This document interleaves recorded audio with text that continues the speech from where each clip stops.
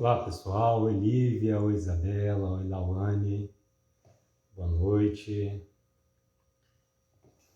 Rodrigo Saraiva, tá bom meu amigo? Guilherme, Carla, doutora Bruna, doutor Luiz Antônio, tudo bem? Sejam todos bem-vindos.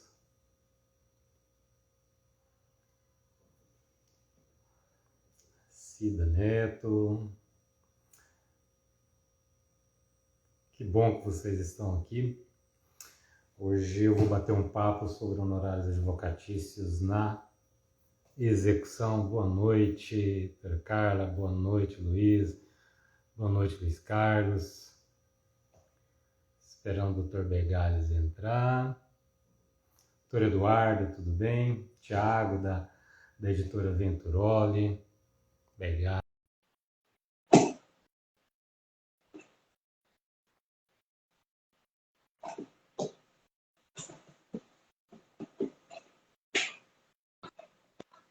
Alvi! Opa, como é que você tá, meu amigo? Ótimo! Que joia, que legal. Cara, bom demais, viu? Bom demais ter essa oportunidade de estar aqui com você. Tivemos Ana Luísa, Camila. Pessoal, o Begales já há algum tempo que eu queria fazer uma live com ele.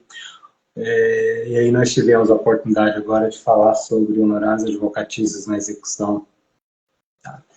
Begales, mas bom demais você estar aqui, cara. Obrigado, viu? Te agradeço demais, sei da sua correria aí. Doutora Joyce, Carol Moraes entraram, um número grande de pessoas já, meu amigo. Vamos iniciar, porque o tempo do pessoal e o seu tempo também são muito preciosos. Pessoal, muito obrigado a todos que estão aqui presentes. Muito obrigado por essa oportunidade de a gente debater com vocês um pouco mais sobre honorários advocatícios. É um tema que tem me cativado, que eu tenho pesquisado já há algum tempo. Né? E hoje nós tivemos a oportunidade, o prazer de trazer o Dr. Carlos Begales. Carlos Begales é juiz do trabalho aqui na 18ª região, titular da VT de Quirinópolis, nossa vizinha aqui, é mestre em Direito pela Universidade Federal do Pernambuco, é autor de diversas obras. Eu acho que a primeira obra foi a Asta Pública, ou Embargos de Execução, foi isso, Begales? Embargos de Execução, primeiro. Eu comprei essa obra lá em 2005, 2006, não sei. Mas eu sei que é bem nessa época, na década anterior. E o Begales tem, desde essa época, estudado bastante sobre execução trabalhista. Ele tem uma obra, que é esta obra aqui, Curso de Execução Trabalhista. É uma obra fina, de aproximadamente 170, 180 páginas, mas que traz a essência do processo de execução. Traz aquilo que importa quando a gente precisa de estudar a execução. Sem firulas, sem teorias desnecessárias ou teorias que não contribuem. Então, é uma obra extremamente importante que já está na 2ª edição, já está caminhando, inclusive, para a 3ª edição, que é publicada pela editora Venturoli, lá do Tiago e do Alfredo. Não é isso, Carlos? Begales, obrigado, seja bem-vindo. Se quiser dar uma boa noite ao pessoal. Olha, um prazer, viu? Sabe por quê, cara? Assim, quando eu estava como coordenador da escola judicial, eu fazia 2, 3 por dia e foi no início da pandemia, né? O Platão foi para a Enamate e ali em março, abril, cara, 2020 começaram as lives e aí a coisa parou um pouco, né? E assim, esse convite seu foi muito legal e é engraçado, porque esse tema, né, casa com o lançamento aí do livro, da edição do livro, né, a nova edição do seu livro. E eu fico pensando assim, cara, sabe? Eu olho para esse tema e falo assim, por que que tem tanto medo? Qual que é o medo desse tema? Por que que o povo do processo trabalha? Será que nós vamos demorar tanto tempo, igual nós demoramos do conhecimento, para chegar a uma, mais ou menos as obviedades da coisa, sabe, Radson? Então, assim, prazer estar aqui, cara. Nós somos aí vizinhos, né, de Itumbiara e Quirinópolis, às vezes os advogados querem um processo em Quirinópolis, às vezes querem em Itumbiara. Hoje, com Exato. 100% digital, eu digo, ó, não precisa mais disso, ó, resolve isso com 100% digital, né?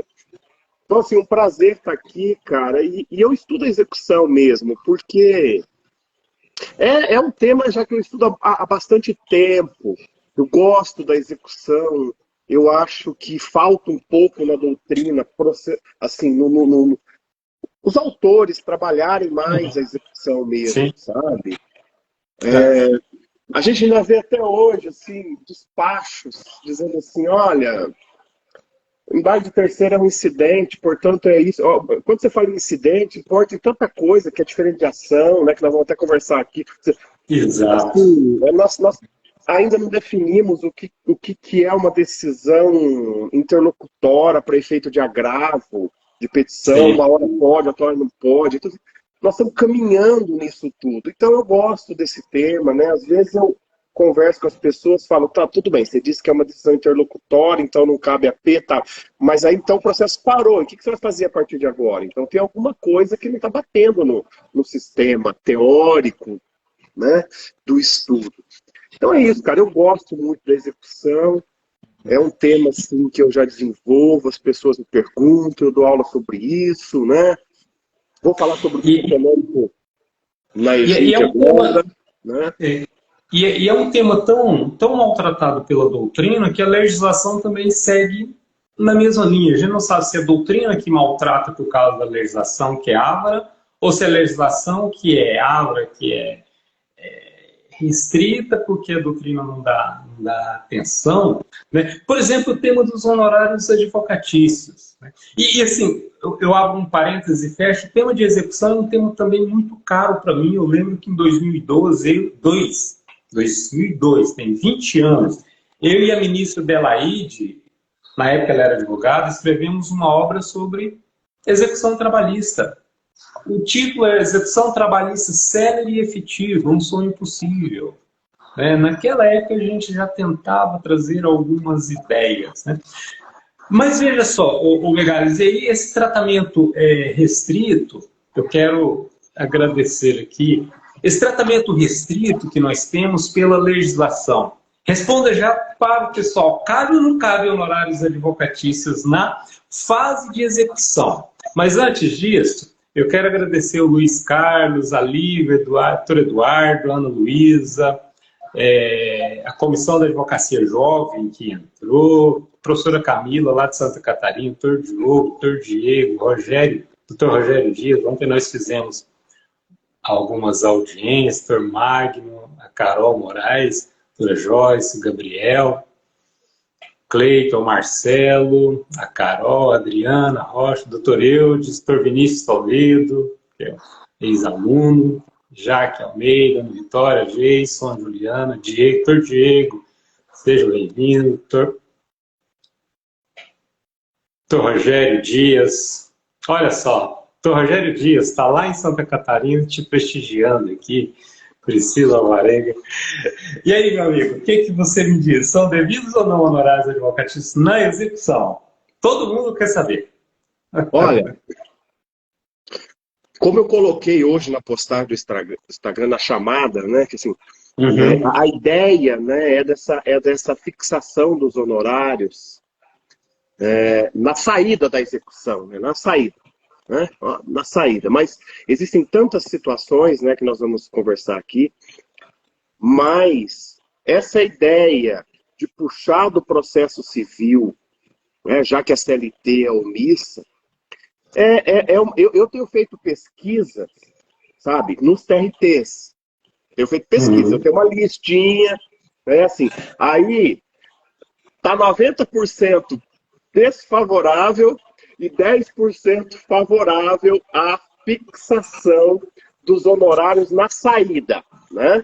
Aquela coisa de já fixar ali um percentual quando dá determinação de citação para pagar ou oferecer bens. Então, esta é a realidade da jurisprudência, Hudson e colegas, né? Então, a gente encontra um ou outro tribunal que, às vezes, não todas as turmas, mas uma ou outra turma que fixa, né? Aqui entra num problema depois lá na frente, né, que é a questão do recurso de revista, que você tem transcendência, você tem violação à Constituição. Esse é um tema que você não encontra no TST atualmente, justamente por essas travas, né? Essas duas travas. Mas, na prática, a gente encontra isso. Em teoria, né, Hudson, como você mesmo explica aí no seu livro, é aquela ideia, né?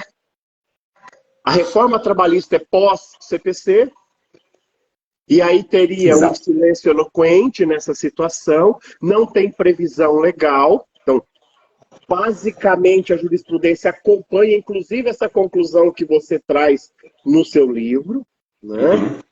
Mas há aquela situação em que haveria uma aplicação supletiva do CPC pelo artigo 15, né? Então, eu acho até que o Fabiano, o Antônio Berto, o Ney e o Platãozinho, lá na obra deles, logo após, eles já defenderam, não, é silêncio eloquente e tal.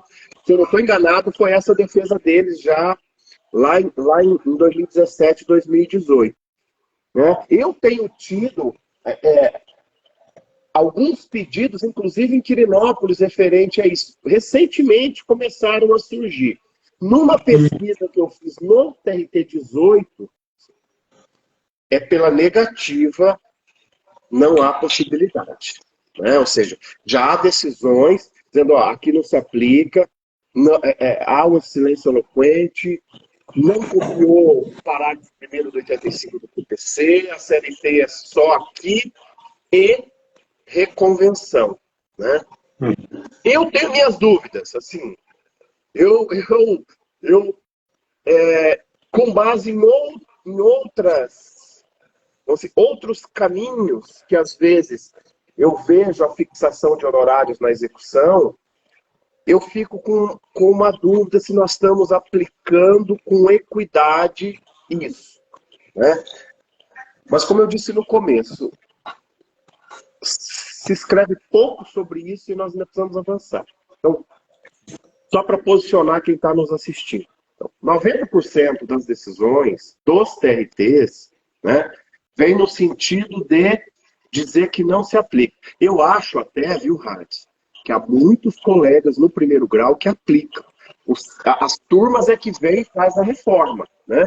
Então, dependendo da cidade, do local, eu acho que há colegas que acabam aplicando, mas nós temos esse corte. Há, inclusive, súmulas em alguns tribunais dizendo, ó, não se aplica e etc. Né? E, no fundo, eu penso que é o seguinte, nós vamos ter que definir, né, qual vai ser a interpretação final desse artigo da CLT, porque é como se fosse assim, para o trabalho aqui, fixou unicamente e acabou, a CLT não permite. Se for uma questão de interpretação do 791, não tem dúvida. Não tem dúvida. O 791 estabelece, vamos dizer assim, só para dois casos e nós ficamos omissos na execução. Né? Agora, como você também coloca lá no seu manual, né? Por que tem no processo civil? Qual foi a ideia? Né? A ideia foi contemplar um trabalho do advogado e, ao mesmo tempo, impor uma sanção a quem não paga voluntariamente. Tanto que lá é bem claro, ó, só se não pagar é que vai. Você traz, inclusive, várias possibilidades, paga parcial, não paga, embarga, etc.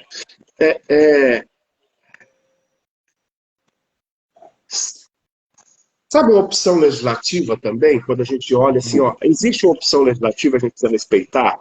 Também essa é uma forma de interpretar as coisas, né, Rádio? Existe Sim. uma opção legislativa, o legislador optou por isso, né? Então, se ele optou por isso, então talvez seja o resultado final. Como nós temos essas travas no TST, as coisas demoram para chegar ou para ter uma definição em razão da transcendência e do recurso. Eu não sei qual que é a sua opinião. Já adiantei aqui o que você pensa no livro nessa questão do seu silêncio, do silêncio eloquente, de não ter uma previsão legal. E me parece que você usa também como argumento o fato de nós termos o procedimento da CLT ser um procedimento único, né? Exato. Tem uma coisa nesse sentido, né?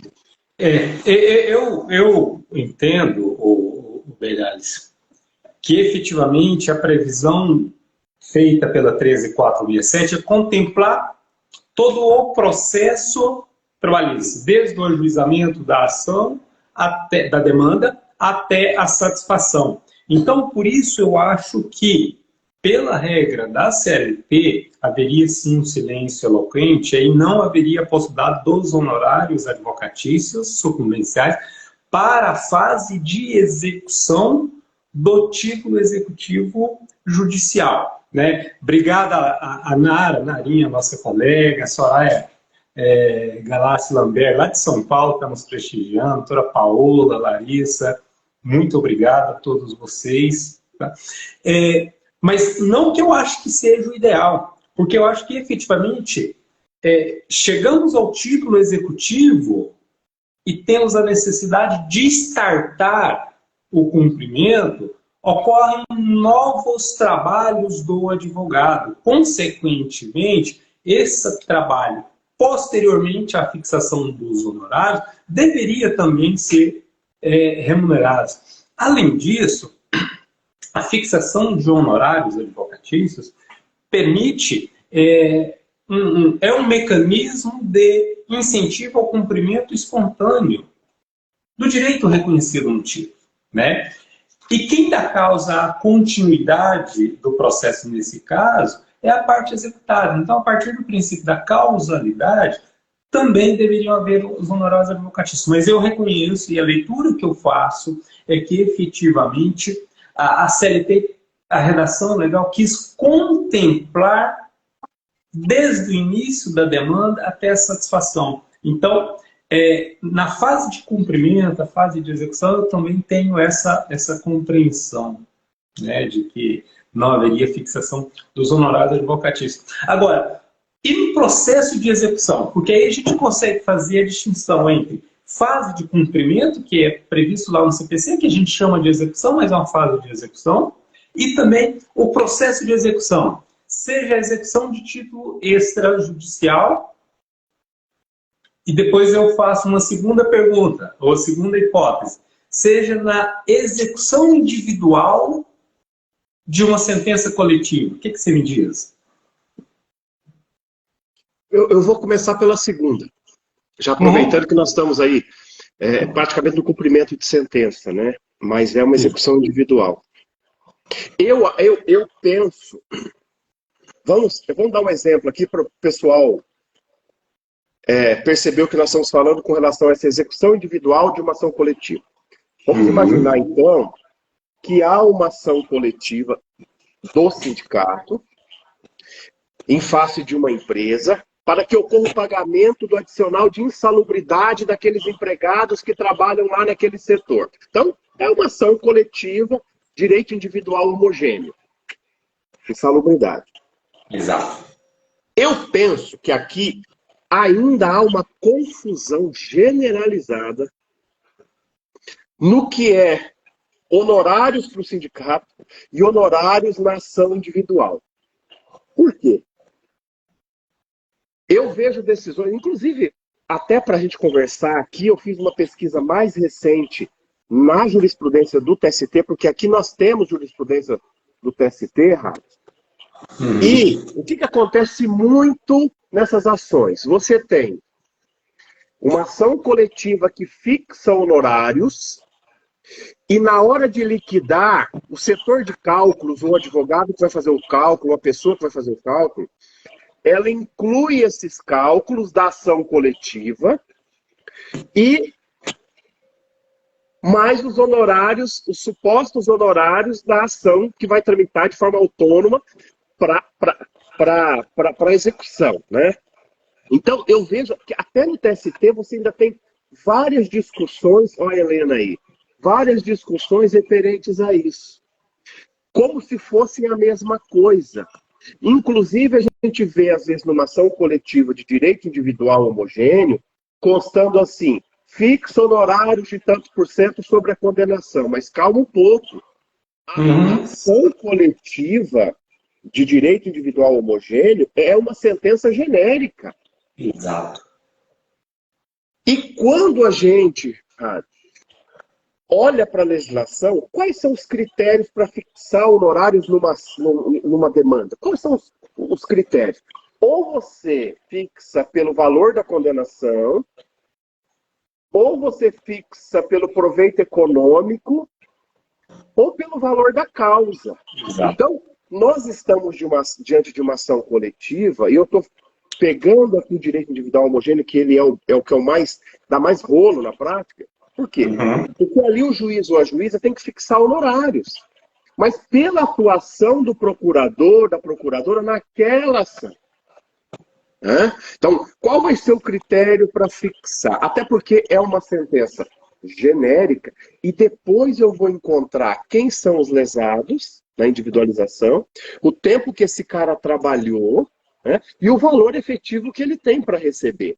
E aí, sobre isso, o TST vem e diz, olha, então aqui cabe honorários nessa ação individual. Olha que coisa interessante, porque no fundo ela é uma sequência dessa ação coletiva, mas ela tem uma outra roupagem, né? Já não é mais aquele cumprimento de sentença.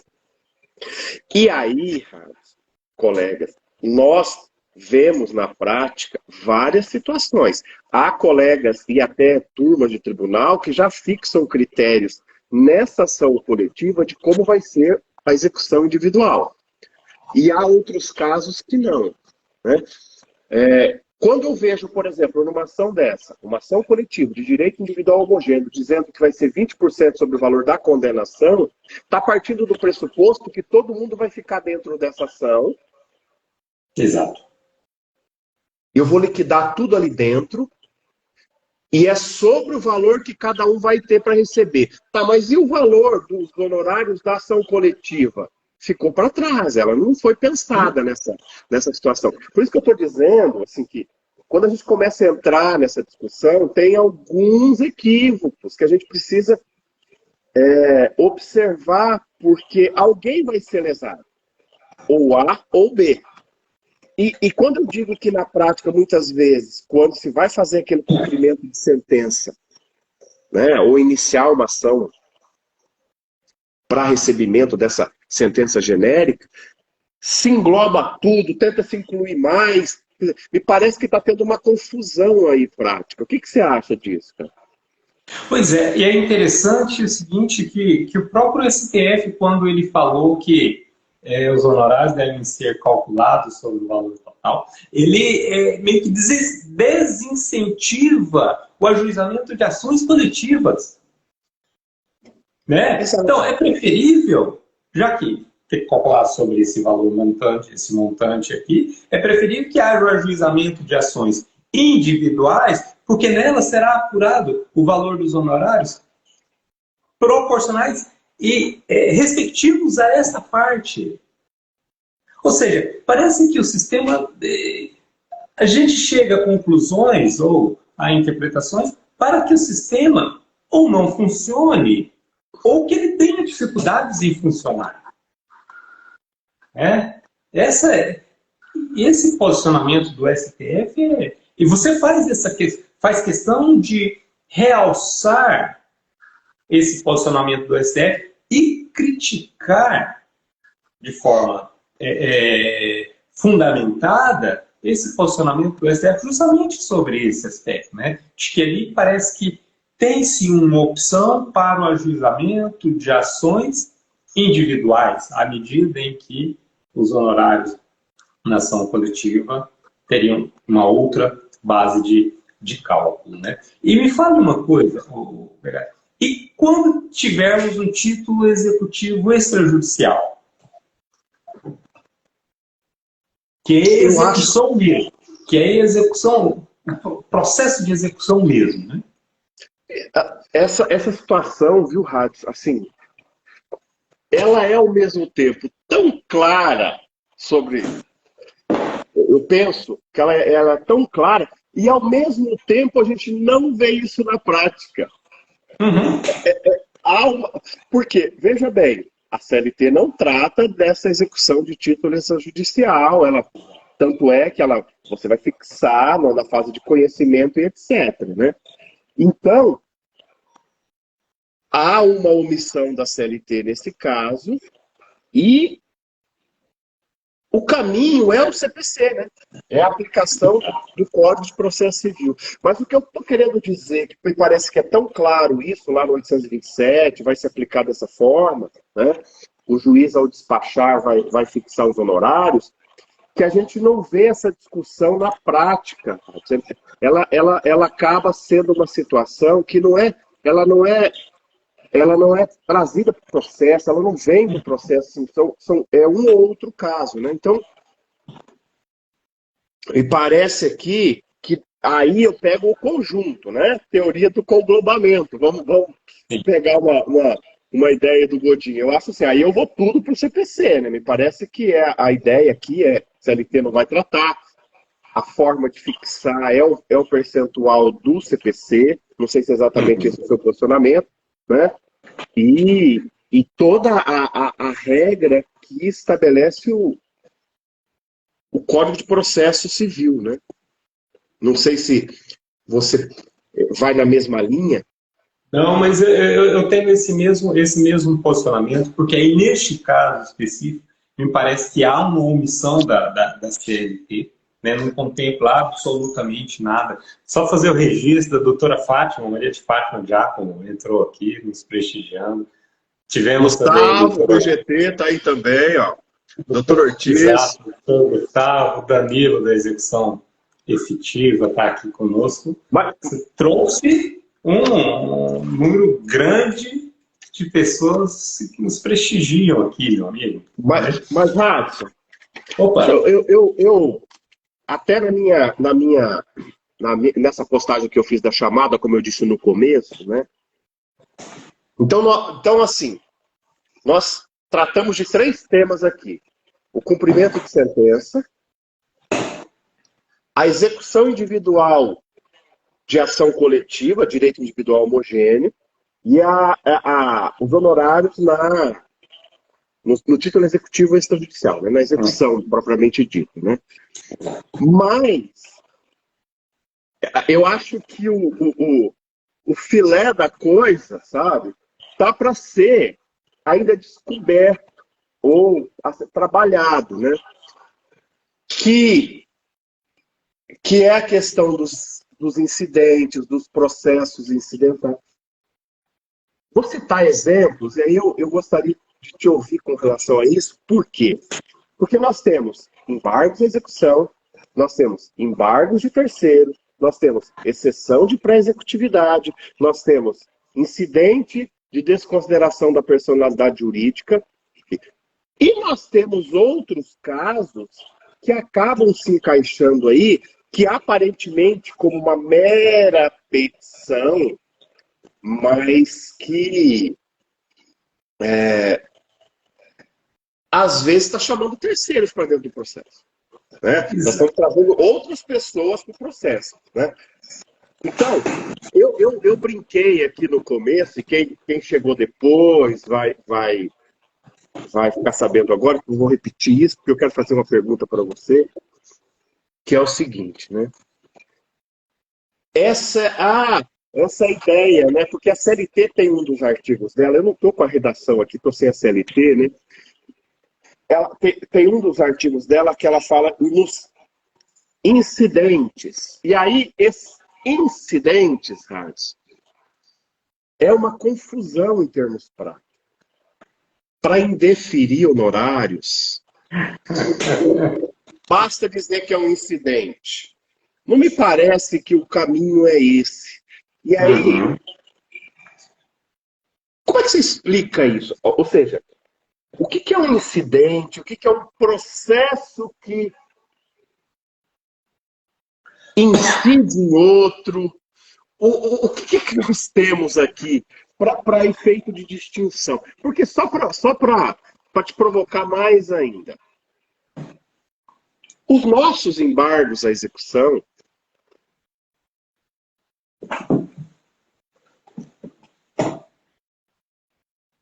é uma ação autônoma, parará. Ok. Só que muito antes de CPC 2015, muito antes disso e daquilo, ele sempre foi autuado no próprio processo. Nunca se exigiu como se fosse uma petição inicial.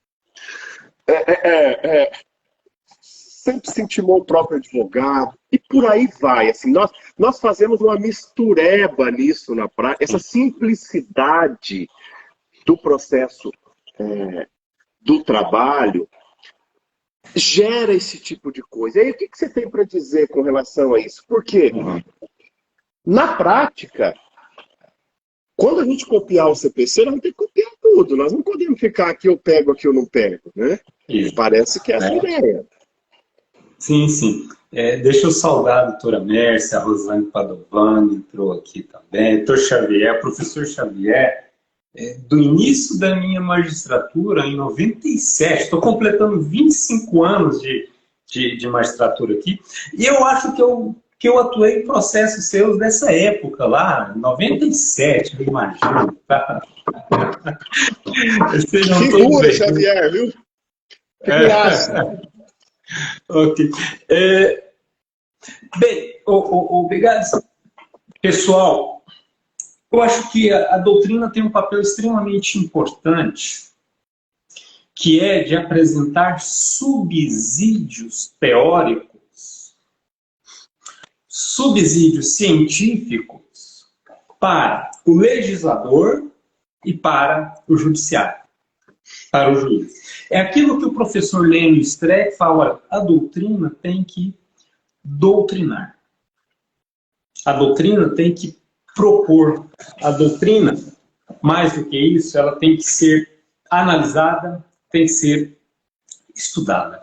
O professor José Carlos Barbosa Moreira, ele, num texto, ele falava o seguinte, olha, nós precisamos identificar os exatos conceitos dos institutos, para que a partir daí nós possamos retirar as consequências adequadas.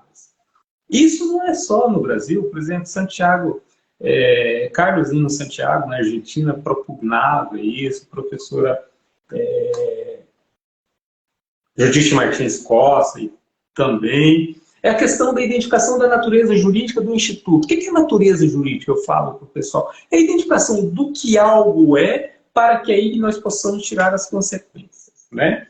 E aí o professor Barbosa Moreira, que faleceu há 2, 3 anos, assim, uma perda enorme, ele falava, olha, se você conversar com alguém que falar que fígado é fígado ou é coração, ou então, se você falar para um polígono de 3 ângulos como um cubo, como um triângulo, você tem que definir isso. É importante que você saiba que aqui é um triângulo e que no primeiro caso era um fígado. Por quê? Porque a partir daí você consegue obter as consequências respectivas, fazer o tratamento adequado. E em direito nós temos que fazer isso também. Daí a importância, e que pouquíssimas pessoas fazem, da distinção entre processos incidentais e incidentes processuais. Os nomes são muito parecidos, talvez a gente até pudesse fazer uma trava-língua aí. Mas são distintos. Em comum, o fato de que estão vinculados a um processo anterior. somente. Mas os incidentes processuais, por exemplo, uma contradita é um incidente processual. Um incidente de resolução de demandas repetitivas é um incidente processual. Incidente de declaração de constitucionalidade ou de arguição de inconstitucionalidade é um incidente processual. Por quê? Porque define sobre esse ponto, mas não influencia na demanda principal. É diferente dos processos incidentais. Imaginemos o seguinte: você pretende desconsideração da personalidade jurídica. O que você vai fazer? Você vai ampliar a discussão, ampliar o objeto, mas também você vai ter uma ampliação subjetiva. Se você tem um embargo de terceiro, você amplia a discussão, mas você amplia os sujeitos que estão no processo. E em comum a esses dois institutos que eu mencionei para você, desconsideração da personalidade jurídica, que pode ser inclusive autônomo, pode ser formulado lá na petição inicial para você ver a importância disso e para você ver que não é um mero incidente processual, pode ser formulado na petição inicial. Nós vamos ter um litisconsórcio. Ora, se eu tenho um litisconsórcio aqui no início do processo, por quê? Se depois, na fase de execução, isso vai ser um mero incidente. Mas em comum a isso, a esses dois institutos, procedimentos, nós temos a sua aptidão para formar coisa julgada. Nós vamos ter coisa julgada no IDPJ, nós vamos ter coisa julgada lá nos embargos de terceiro. Daí, nós não podemos jamais considerar esses dois procedimentos como mero incidentes processuais. Ele amplia o conhecimento, o objeto amplia.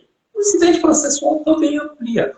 Mas veja, ele amplia de uma forma intensa, enorme, o que não acontece no incidente processual, que é algo limitado. Né? O objeto principal continua lá. Ele vem uma questãozinha a mais, somente. Mas ele amplia o espectro subjetivo. Ele traz novas pessoas.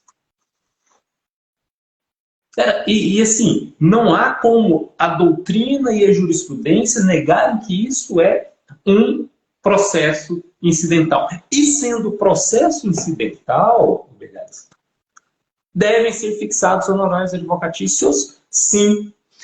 Eu sei que tem diversos tribunais com fundamento.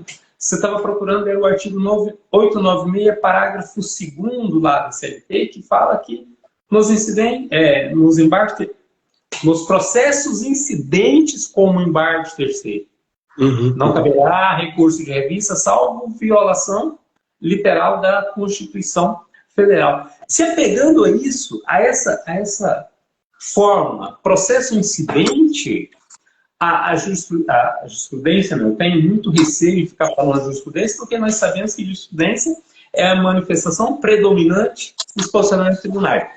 Alguns tribunais têm afastado a possibilidade da fixação de honorários advocatícios sem embargo de terceiro. Cara, eu não consigo imaginar que você teve seu patrimônio aprisionado, é necessário recorrer ao judiciário por meio dos embargos de terceiro, e depois nós não vamos ter uma definição sobre os honorários de advocacia. Até mesmo em relação a você que ajuizou os honorários, os embargos de terceiro, quando você tiver dado causa. Eu compro um bem, não transfiro para o meu nome, ele fica no nome do devedor, que depois a Justiça do Trabalho reconhece que que aquele vendedor deve. Aí eu, juiz, faço uma pesquisa patrimonial, ou o próprio credor, mas o juiz, o judiciário, o trabalhista faz uma pesquisa patrimonial e identifica lá o veículo, o nome do fulano, que é o devedor. O que o juiz faz? Determina a penhora.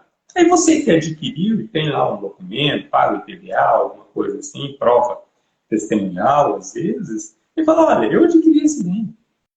E pela enunciado 84 da súmula do STJ, é possível. O juiz vai liberar esse bem, porque efetivamente a propriedade ali já havia se consolidado. Mas quem deu causa?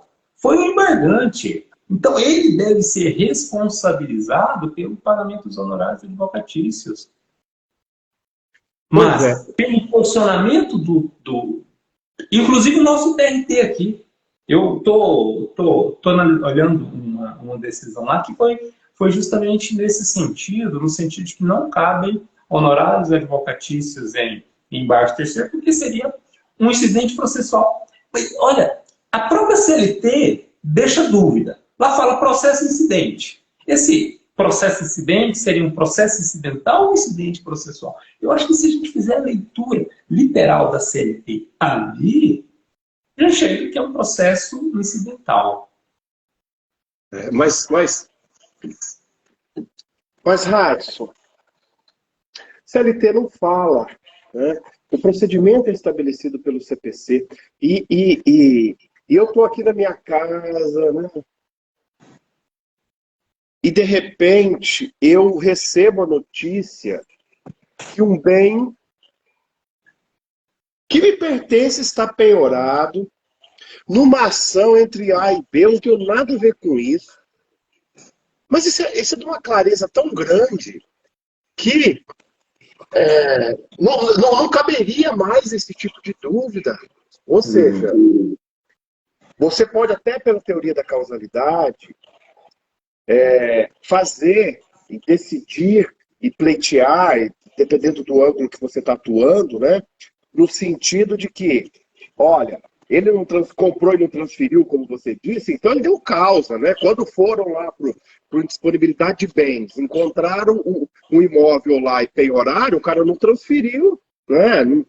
A lei fala que o automóvel você tem que transferir em 30 dias, senão você toma multa na sua carteira, pontos na carteira, mais a multa, ou seja, mas ele já lhe pertence, você que não transferiu. Então tudo bem, né? Mas fazer de conta que o terceiro entrou aqui e não é nada, fica parecendo uma coisa, sabe, uma tecnia no final.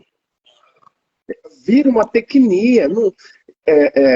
Quando nós vamos para outros incidentes, né, outras situações, aí nós podemos até ter dúvida, porque eu vou te fazer uma pergunta. Vou criar um exemplo aqui que me vem agora, né? Já que você trabalhou a questão do IDPJ e etc. Quando o autor distribui sua petição inicial e nela coloca uma pessoa jurídica e já coloca 2 sócios, como é que é a sua sentença com relação à condenação em honorários? Você condena só a pessoa jurídica, você condena só a pessoa jurídica e subsidiariamente os sócios, ou você já condena todo mundo? Estou fazendo essa pergunta porque a resposta dela vai gerar lá na frente o mesmo problema. Uhum. Exatamente. E aí, esse exemplo seu já revela que o incidente de desconsideração da personalidade jurídica formado na fase da execução não é uma questão incidental tão somente, não é um mero incidente, é um processo incidental. Por quê? Se você poderia tê-lo incluído lá na fase de conhecimento e por um motivo ou outro não estava ainda em estado de insolvência e tudo, você fez a opção de não incluir. Mas se você tivesse feito, se o juiz tivesse acolhido o pedido, haveria a condenação ao pagamento de honorários advocatícios aqui. Né? Agora, aí nós temos que definir uma outra questão.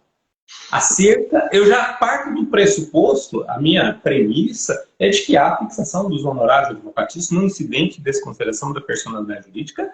Sim. Tá.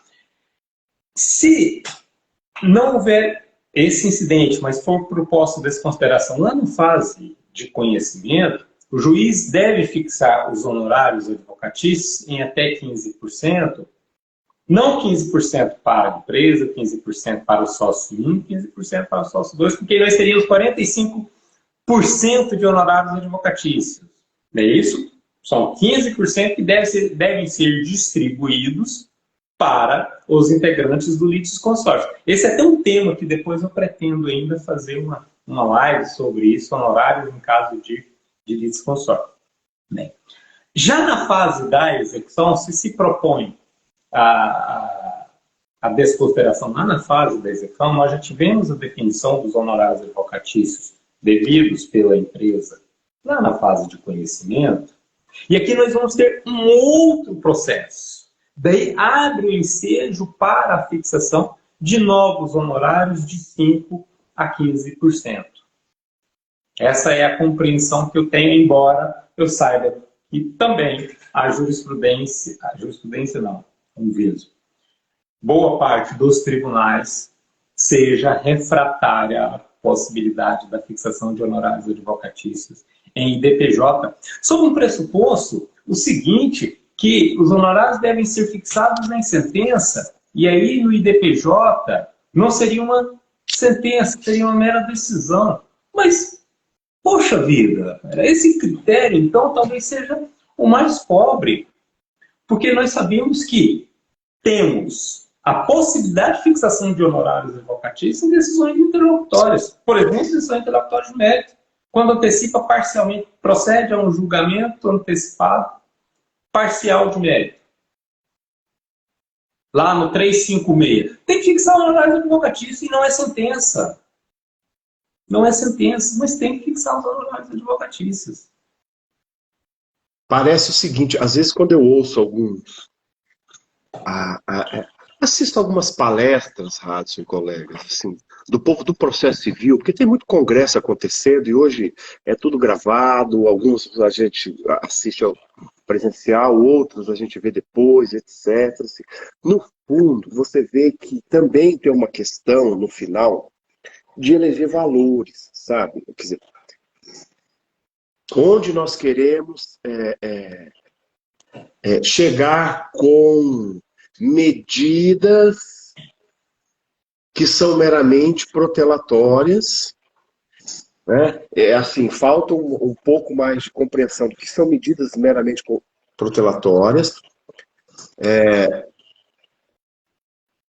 medidas que trazem prejuízo às partes, né? E atualmente, quer dizer, a compreensão, você trabalha isso lá, a compreensão do conceito de honorários, a origem disso tudo. Hoje não temos mais porque houve culpa dele, dolo, não. Nós temos fatores objetivos de fixação de honorários. Exato. Né?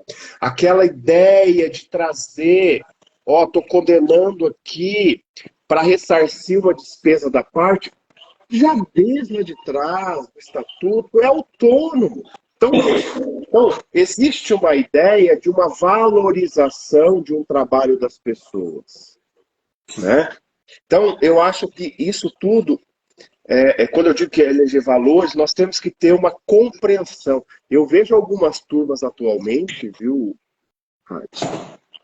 do Tribunal Superior do Trabalho, olha, estão sentando multa uma atrás da outra aí por recursos protelatórios, etc. Então, eu me lembro que eu li uma vez um artigo, eu não estou lembrando o autor agora na NPR. Ele diz assim: todo mundo quer que condenem litigância de má fé, desde que não seja eu. Ou seja, quando é em cima do Begales, aí ele, não, vocês estão sendo injustos. Não, peraí. Ou seja, nós precisamos ter uma reinvenção disso, né? Quando eu digo essa questão dos valores, porque Hoje está tendo um pouquinho de cuidado. A gente vê que as pessoas já têm um pouco de cuidado. Mas até pouco tempo atrás, se inseria sócio, pegava simplesmente o contrato social, se inseria sócio lá, que já tinha saído há 10 anos do contrato social. E o cara, já mudou de endereço, porque aquele endereço que está no contrato social, ele não é o endereço dele mais, ele é citado, intimado, seja lá o que for, notificado por edital, ele só toma ciência quando bloqueia o dinheiro dele lá no Sesbajude. E ou seja, existe um trabalho em cima desses incidentes todos aí, com essa clareza que você traz do que é um processo acidental e do que é um incidente, né? Inclusive, a própria questão dos embargos. Porque eu vejo muitas vezes matérias repetitivas, coisas que já estão resolvidas. E nós temos isso em determinadas VTs, aquilo sendo repetido o tempo todo.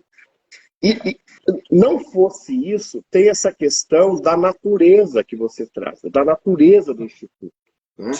Nós trabalhamos com uma situação diferente. Então, eu não sei se tem uma preocupação nossa, a gente que escreve, está o tempo todo em cima disso, né? Então, por exemplo, os embargos à execução. O que você acha dos embargos à execução? Caberia honorários e embargos à execução?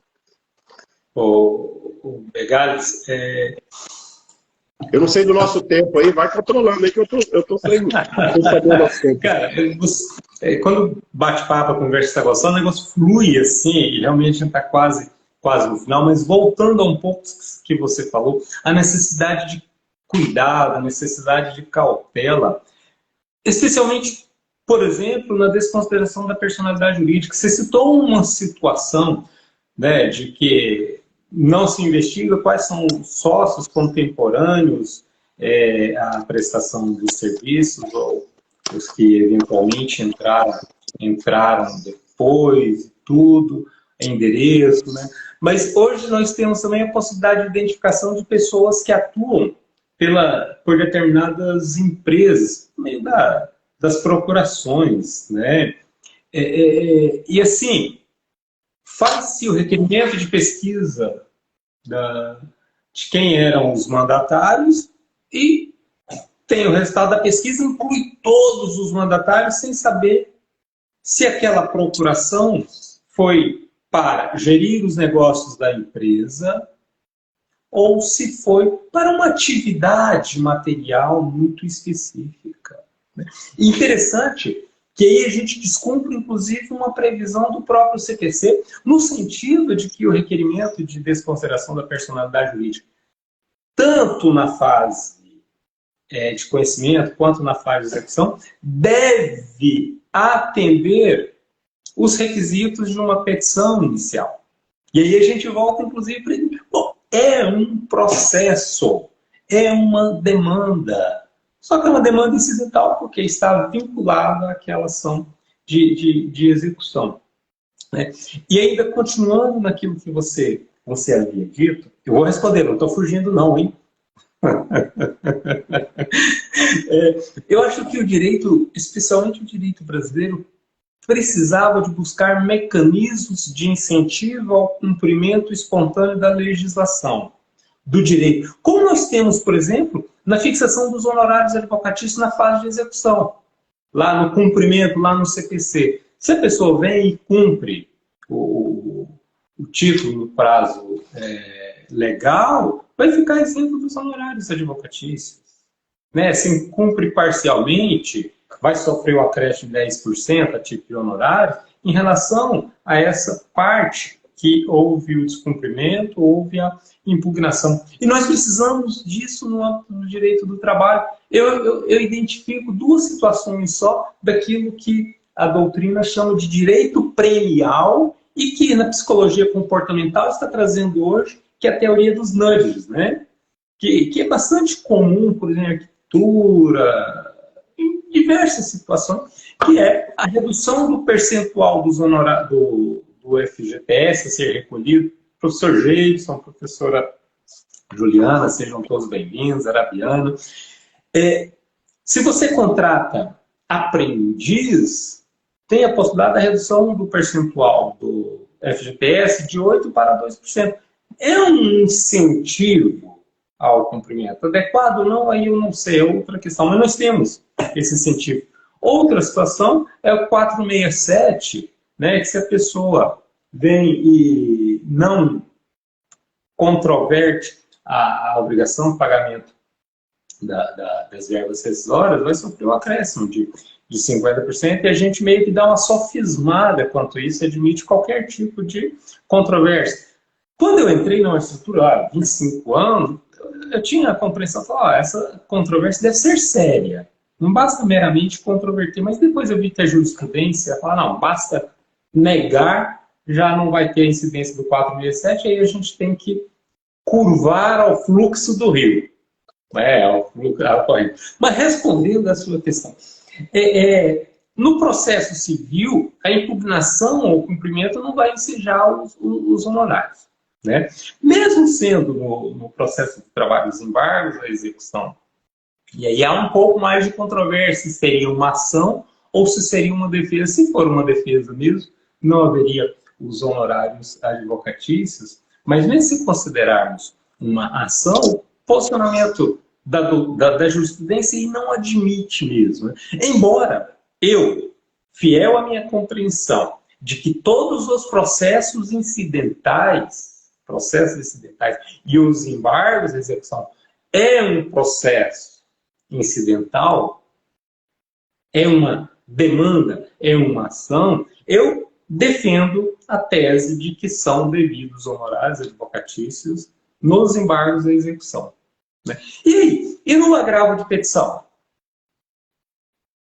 Seriam devidos ou não? Olha para a gente ver o tanto que esse tema é rico, riquíssimo, o Begares. E você tem um problema, né, Raty?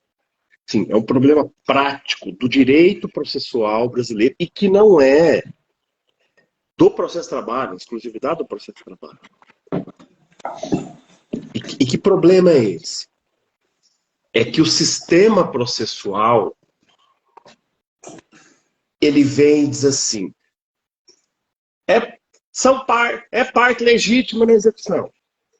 São sucessores na execução.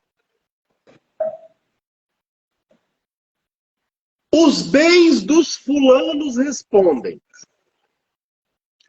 Ou seja, pega o exemplo do cônjuge. Os bens do cônjuge respondem. Ok, tá. Mas qual é o procedimento para invadir esse patrimônio? Exato. Nós temos... Eu pego o exemplo clássico, é o do sócio. Que nós tivemos tanto tempo, até que o CPC 2015 veio e falou, vamos estabelecer um procedimento para chamar o sócio. E nós temos... Pode falar. Só um parênteses nesse ponto aí. Tem uma palestra do professor Fred Dier em que ele fala expressamente, olha, o incidente de desconsideração da personalidade jurídica, esse procedimento aqui, decorre muito da prática que tem na Justiça do Trabalho. Exato. Né? De não ofertar. Que, na verdade, já fizeram para a Justiça do Trabalho. Os processualistas lá em 2016, antes de entrar em vigor, já diziam isso. Então, exato. Isso é só um exemplo, cara. E não é um problema do processo de trabalho. Isso precisa ficar ressaltado, tal, porque o processo não copia coisa demais do processo de trabalho. Eles não falam isso, mas copia. Né? Tem muita coisa aí que há tempo se copia e não se dá o devido crédito, vamos dizer assim. Então, nós temos várias situações de invasão patrimonial de terceiros que nós não temos um procedimento. Veja o que o TRT 18 está fazendo, por exemplo, quanto ao grupo econômico. Eles estão dizendo assim, para você chamar uma outra empresa do grupo econômico, você tem que fazer um IDPJ, ou seja, dar o direito de defesa. No fundo, bastava aplicar a Constituição e dizer, quando você vai chamar um terceiro, quer dizer, o cara não está na sentença, ou no acordo, Você tem que dar um prazo para ele se defender e pronto. Se constituiria numa decisão com coisa julgada, honorários e tudo. Agora, nós temos essa situação que gera, por exemplo, quando o CPC diz assim, porque tudo isso tem a ver com o nosso tema, honorários. Então, quando o CPC diz assim, respondem os bens do cônjuge, do sócio, nos termos da lei. Então, hoje já está aparecendo petição e processo dizendo assim, eu quero investigar se o fulano é casado, eu quero investigar se o cônjuge tem bens.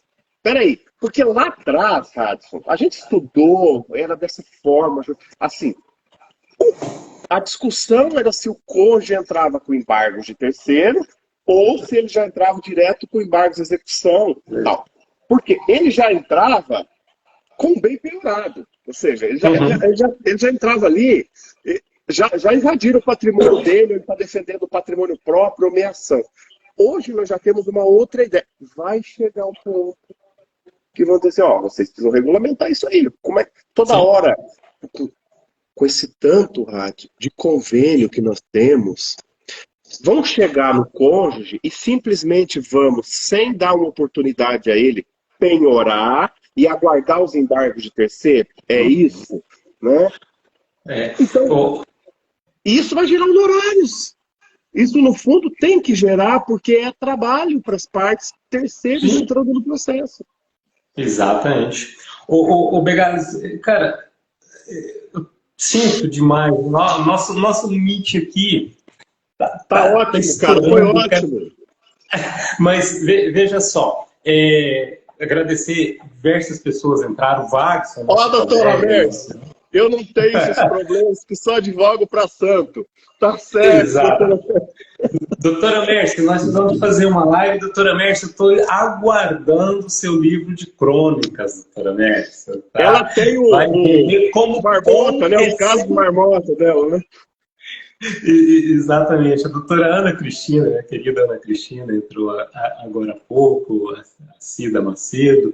Cara, assim, esse tema que você trouxe é extremamente importante, mas somente para finalizar, eu acho que a gente não perde absolutamente nada em oportunizar a defesa às pessoas. Temos mecanismos de cautela, de segurança? Temos, podemos exercitar. O problema é que a gente sonega esses mecanismos de cautela e invade sem oferecer. Cara, eu preciso de oportunizar que as pessoas se defendam, eu quero poder me defender.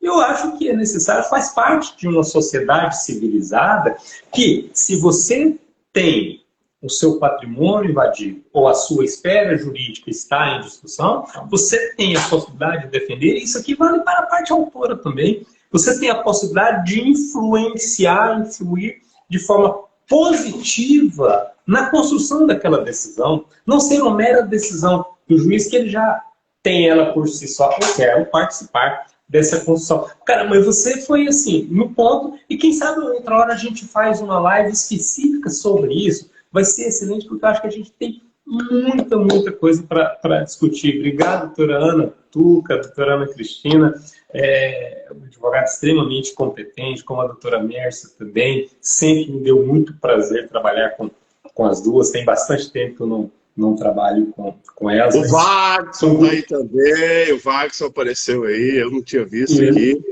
Exatamente, tá? Mas... Begales, brigadão demais pela oportunidade de a gente bater um papo, assim, um papo discutir temas tão o Rogério é mineirense, cara. Ele é juiz de trabalho lá em Santa Catarina, meu amigo de concurso. Pois é, ele tá aqui desde o início. Pois é, deve estar segurando a filha lá para a esposa descansar e tal. Cara, obrigado. O Rogério é gente fina, nós temos concursos juntos, provas juntos. Ele foi para Santa Catarina em julho, levou sunga, achando que ia dar praia naquele frio de menos 30 graus. Aí ele desistiu. Eu que agradeço. Nós podemos fazer outros na hora que você quiser, assim, passou super rápido.